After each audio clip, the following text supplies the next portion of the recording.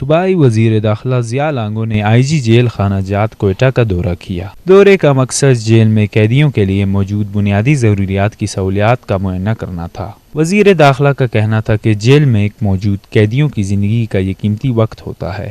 اس وقت کو کارآمد بنانے کے حوالے سے کیبنٹ میں ایک سمری پیش کی گئی ہے۔ عنقریب اس پہ حکمت عملی دیکھنے کو ملے گی۔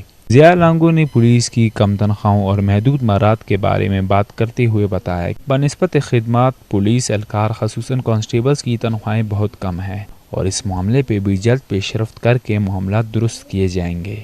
آخر میں انہوں نے موجودہ صوبائی حکومت کی کارکردگی کے حوالے سے بریف کیا اور بتایا کہ پچھلی حکومتوں کے نسبت موجودہ حکومت بیشتر محکموں میں ریفارمز لے کر آئی ہے۔ ان کا جو وقت جا رہا ہے اس کو ہم ایجوکیشن میں یوز کریں، اس کو ہم کسی ہنر میں یوز کریں، اس کو کسی اس طرح چیز میں یوز کریں جس کو ہم نے کیبنٹ میں لے جانا ہے۔